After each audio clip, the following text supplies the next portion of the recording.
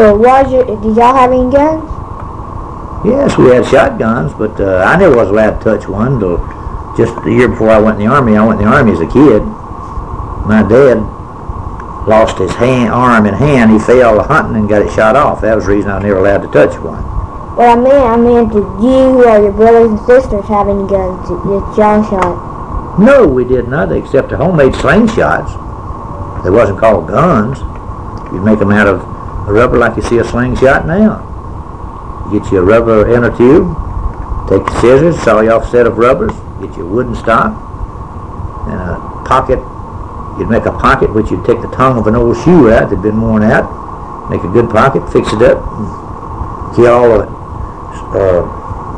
wild things around us, which is squirrels and rabbits. That's the only thing you'd see wild out through there. Yeah, you could kill a rabbit or squirrel with it if you was good enough shot.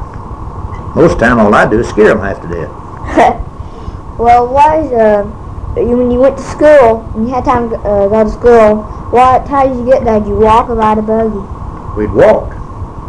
Just walk? Walk to school. I remember one particular time. Now, we lived about 2 to 2.5 miles from school, and we'd walk back and forth every day, carry lunch with us in a paper bag or an old lunch box. And you didn't buy a hot lunch at school like you do today. And I remember one morning it was snowing, and they started to keep us, the parents did, out of school, said, no, go ahead to school. It was snowing then. I guess it was 2 or 3 inch snow then. But school takes up at 8 o'clock. By 3 o'clock that day, we had a 15-inch snow. And some of the small kids was having a hard time getting out of there, and I wasn't. Oh, I was in about the 2nd grade. I was about 7 years old. And walked to the front of the school and looked out, and I saw covered wagon coming and happened to recognize our mules. Looked to them, and my mother had a dad to go down to the barn and fix up a covered wagon and come get the kids, and that's how we got home that day.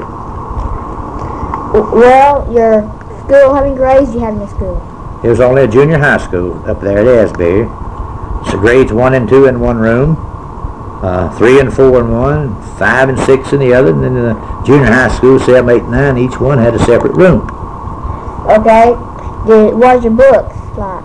Well, you didn't have the books then you do today. I remember we had the first grade was what they called the Red Hen Primer. And on up about the 2nd or 3rd grade, you got the Blueback Speller. And you had, maybe in the 2nd grade, maybe 1 or 2 books, but in the 1st grade, you only had 1 book. You completed that, you was out of 1st grade. But not if in the 1st, 2nd grade, when the teacher is teaching the 1st grade, and what does the 2nd grade do? They was getting their homework or sitting over there like little lambs, just as quiet as a mouse. Did y'all have paddles like you do today? No, they didn't use paddles back then. They used what they call a switch.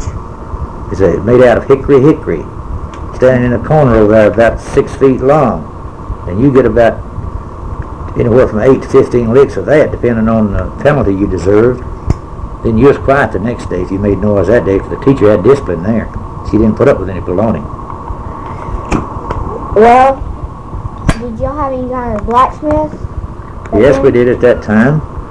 There's a blacksmith in the community, in every community up through there, and I've been there several times. About the only occasion I'd get to go is when I had to carry mules up and have new shoes put on.